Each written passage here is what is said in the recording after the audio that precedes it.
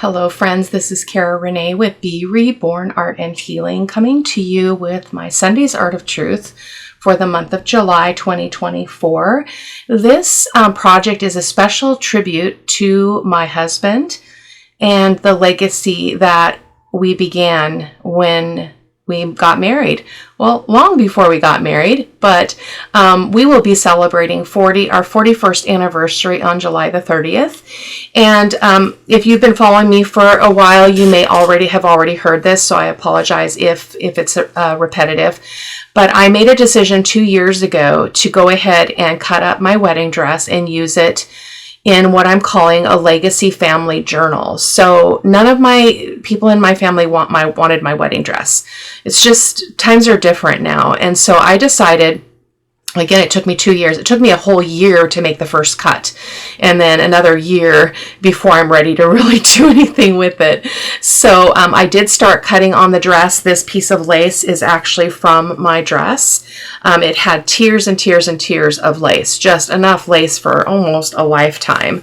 So I did coffee dye this, and I think I want to introduce it as texture on the base of this project. So I'm going to set that aside. I am going to do a voiceover, but I do want to talk to you for a couple minutes about supplies and plans, which could very easily change. I'm going to try to keep the base pretty neutral in terms of not a lot of texture. I am going to do some texture paste with this stencil because I just want a little bit of script in the background.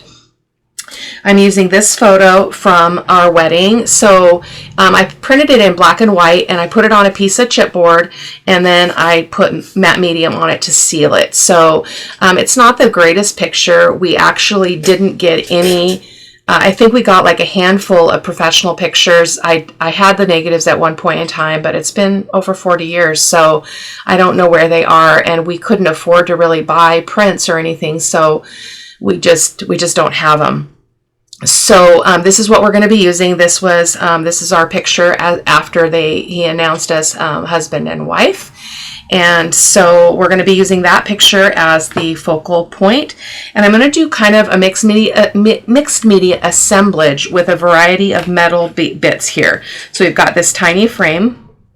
We've got an angel wing, because I believe that very much our relationship has been covered by God, by the blood of the Lamb, by everything that is God and that is good. So we've been through a lot. We've been to hell and back, basically. And then a butterfly, because butterflies always signify to me a rebirth, a resurgence, a strength, a beauty, and butterflies just encapsulate all that for me. So we've got that. And then this was a flower. It was originally turquoise. You can probably see that a little bit of that. I should have probably left it turquoise, because I think I'm going to be using turquoise in my project. So you can see it right there. That's the turquoise. But we're going to use that flower. We're going to build an assemblage. So I have this wood board that I bought some time ago, and I never used it. Oh, and a key that says memory.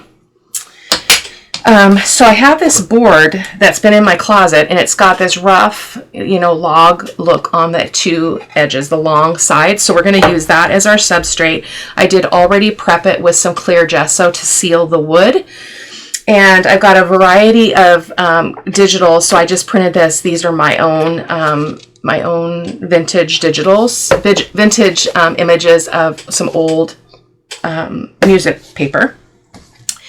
And so the other thing I want to just mention one more thing before I go to the voiceover, and that is that this journal will be, it will start with my birth and my husband's birth as an intro, and then it will move all the way through our family, our wedding, our dating, our wedding, the births of our children, their important things that they experienced. There's not going to be a lot of that, but I'm definitely going to have points in the journal that represent all of the big life events that happened in our family.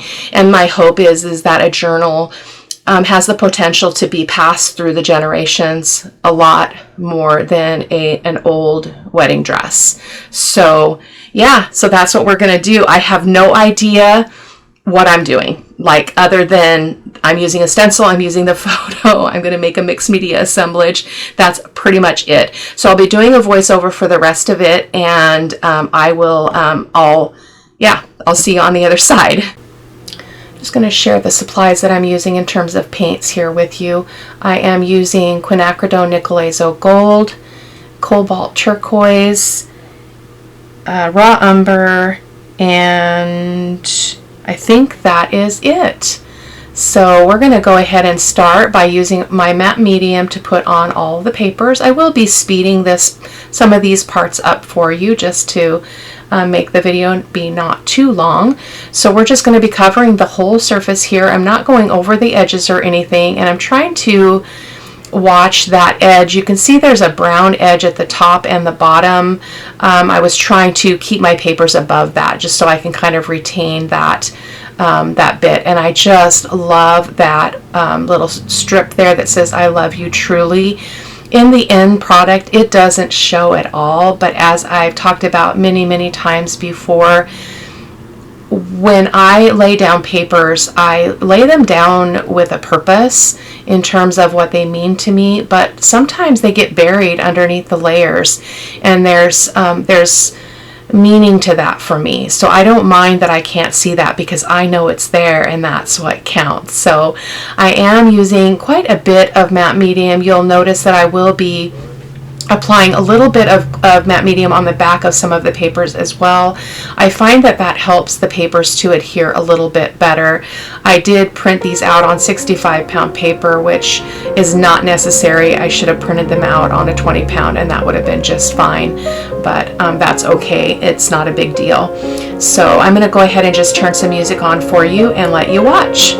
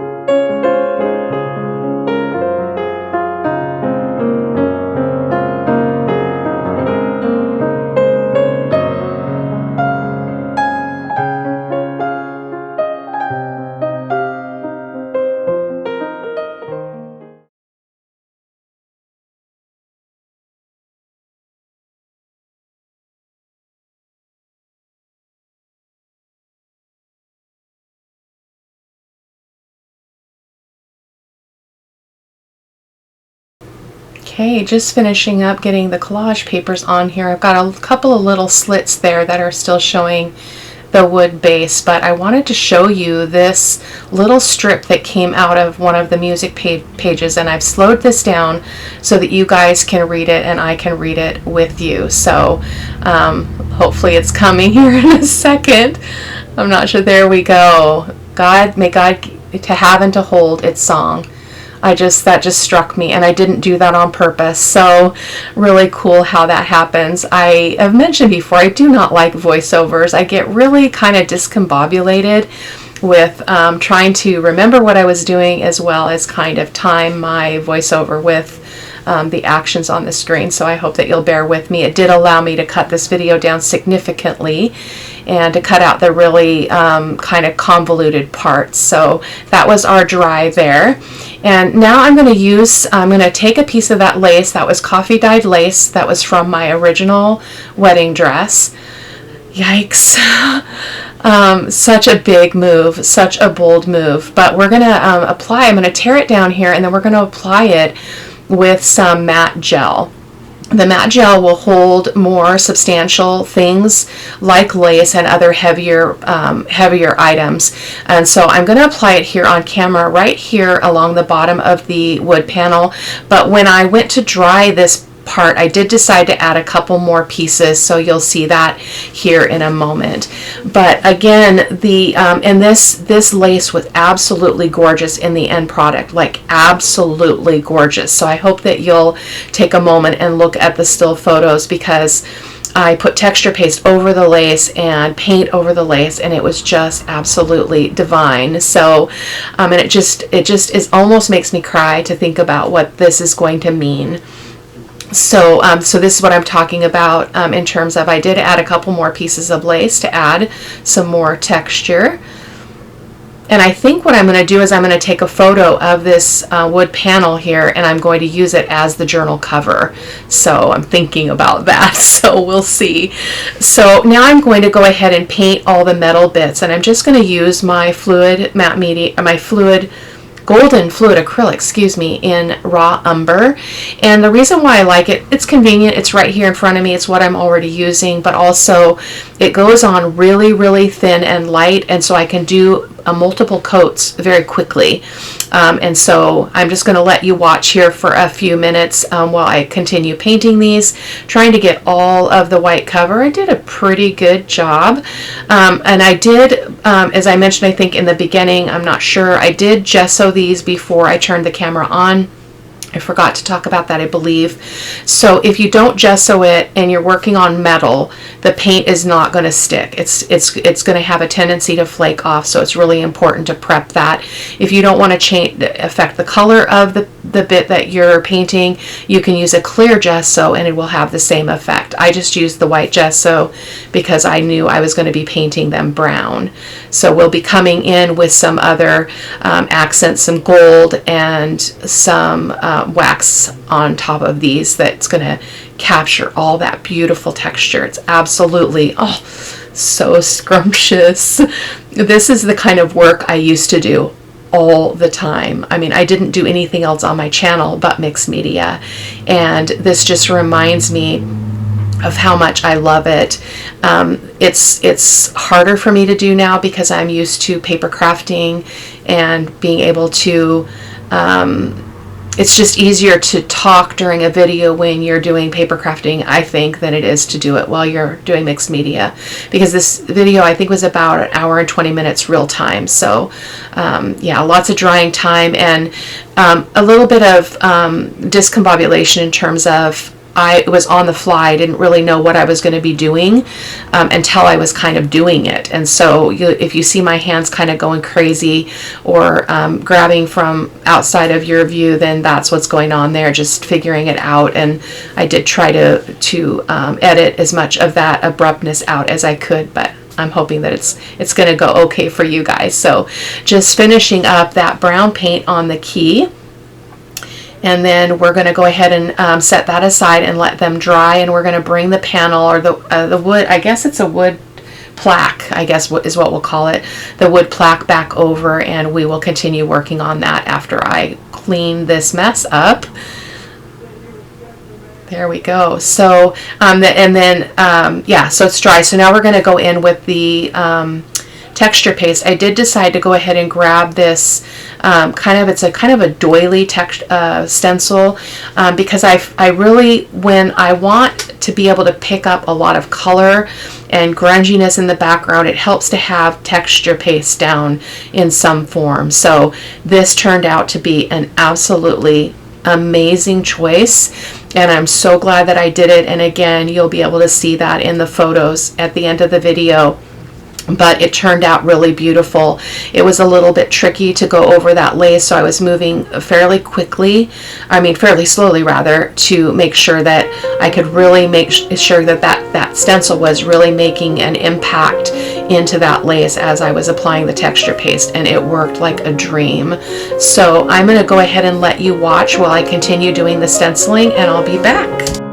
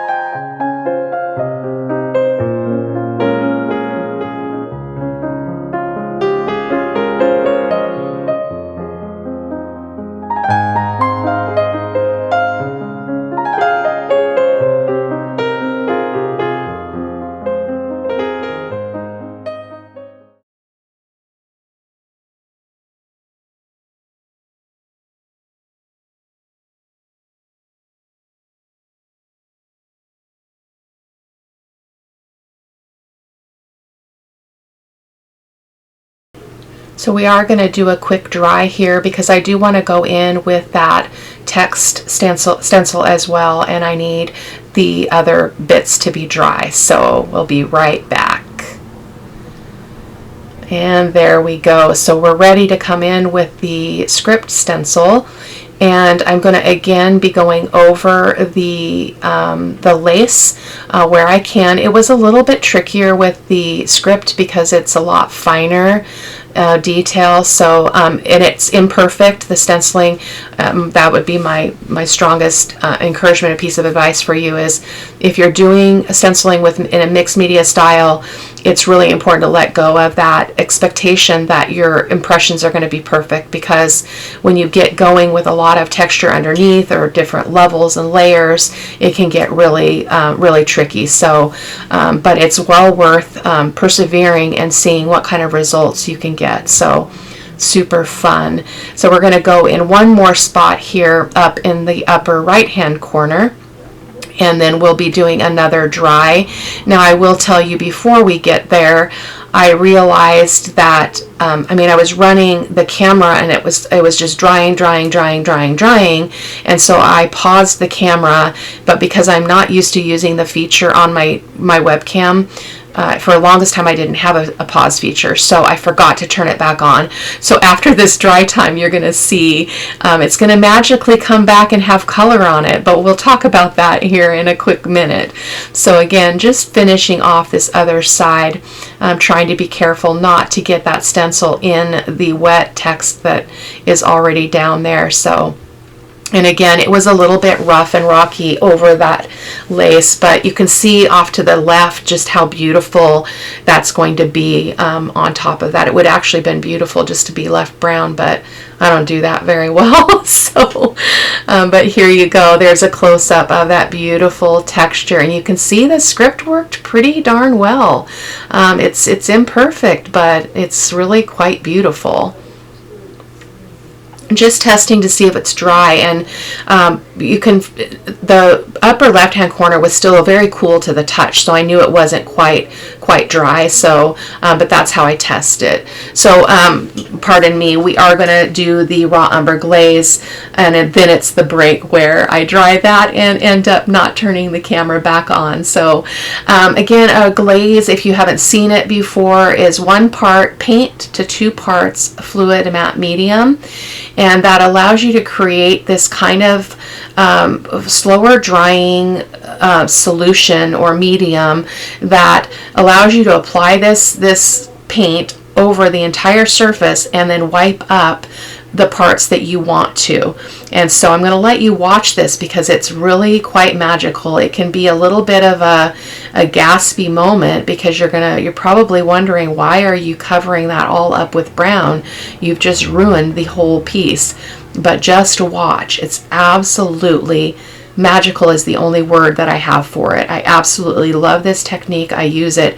In fact, I have a hard time not using it. It's really crazy, but just sped that up just to get through it a little bit faster. I'm going over the entire thing, including the lace, and then I'll be coming in with a baby wipe and we'll be wiping it up. Now, I did have a little spot in the upper right hand corner that I did not dry enough, but I'll point to that when I get to it here in a little bit. So we're going to get a baby wipe or two. I think I'd use 2 or 3 to get through this part. A baby wipe works well because it's wet, but not too wet. So I'm kind of pouncing around the whole surface. I don't want it to be like, so dark that you can't tell what's underneath. And when I look at it close up, I can see the music paper underneath. I can see words underneath, which is the beauty of it.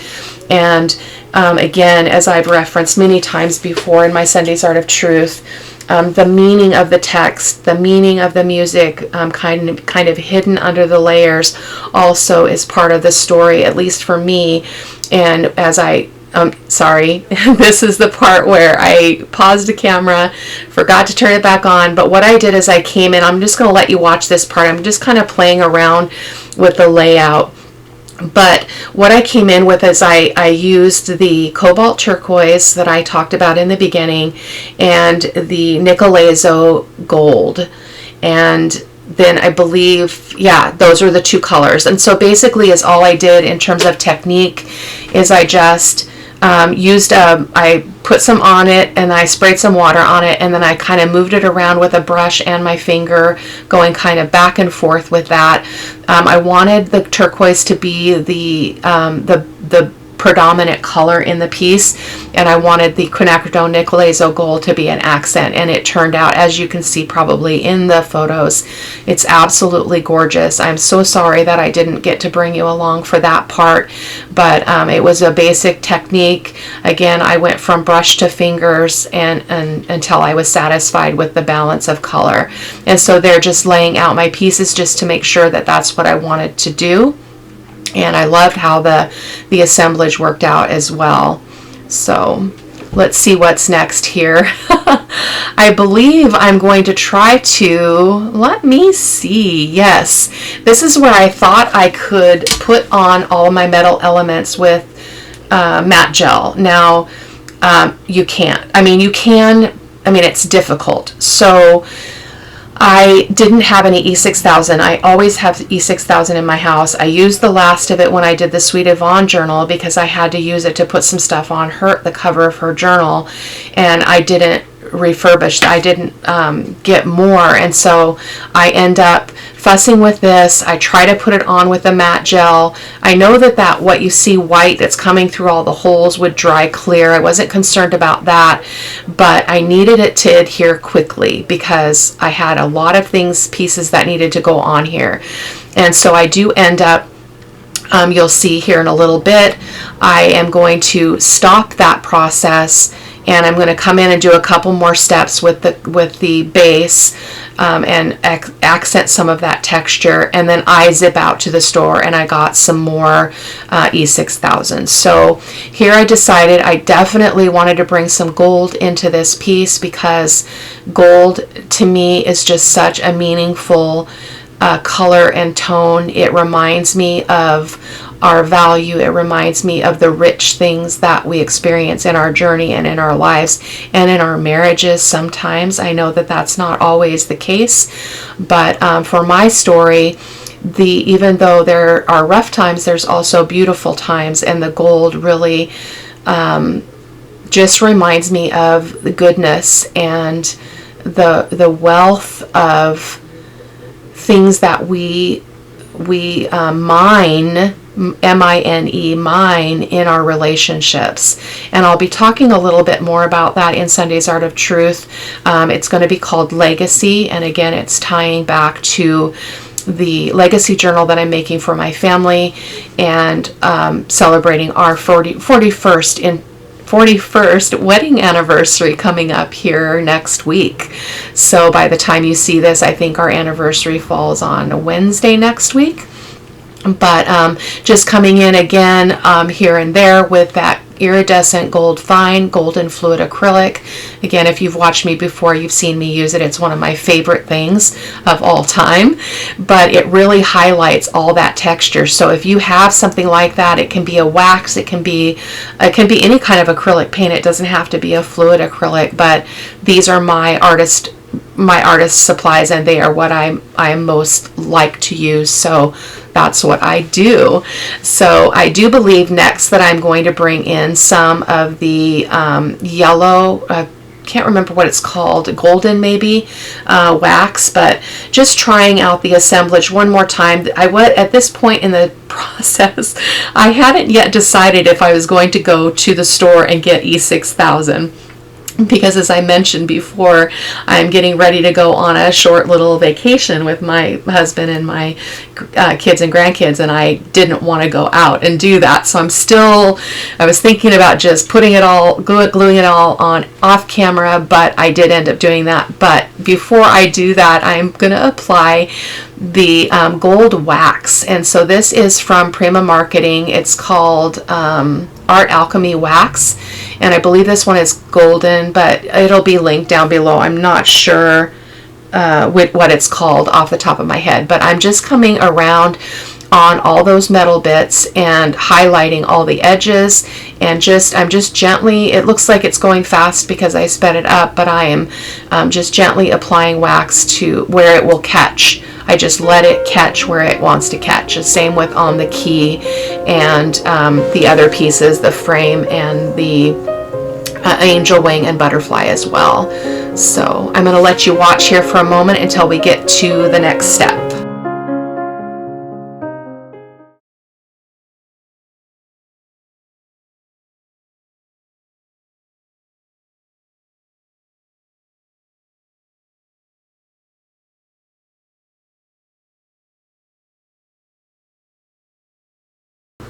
That went a little bit quicker than I thought. Now I'm going to use the wax and go over parts of the surface of the plaque. Now I didn't do it everywhere, but I found that the gold wax and the iridescent gold fine, they really complemented each other well, because you can tell the difference on the surface, which is the wax and which is the paint. And so I'm just applying that again, kind of here and there, not everywhere. And then we'll be doing a dry as well on, well, no, we don't do a dry. I think I let it set. You can't dry the wax because it will melt, but once it's fully dried, it is permanent. So it's a really sweet thing. So now is when I went to the store and I came back, and here's just a close-up of the panel.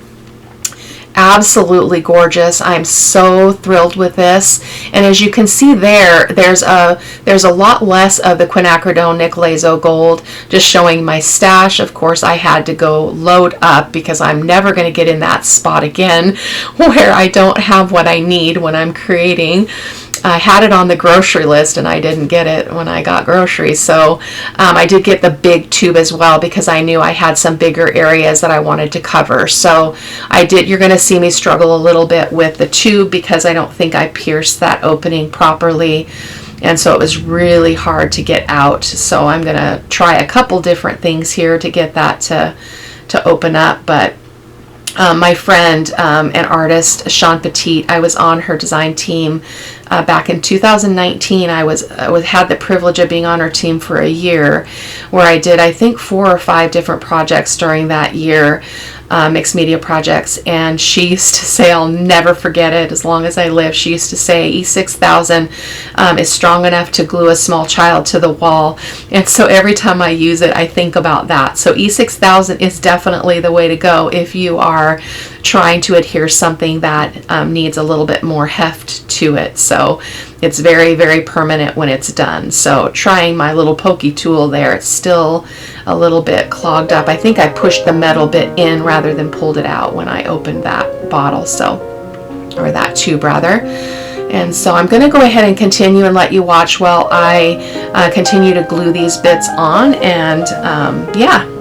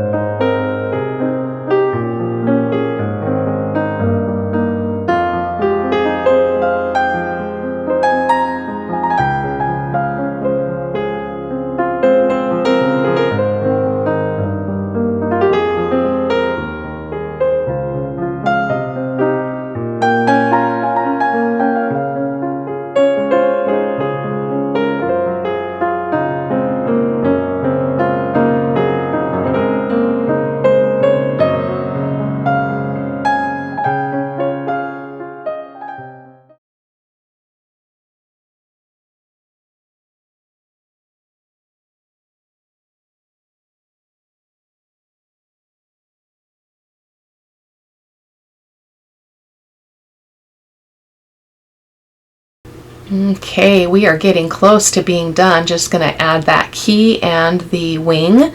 But I wanted to talk to you a quick minute and encourage you to head on over to the blog. It will be linked below, and you can read the blog post about the inspiration for this project, as well as I'm going to share a lot about legacy and what I feel that means and all of those kinds of beautiful things. So I hope that you'll hop on over and check that out.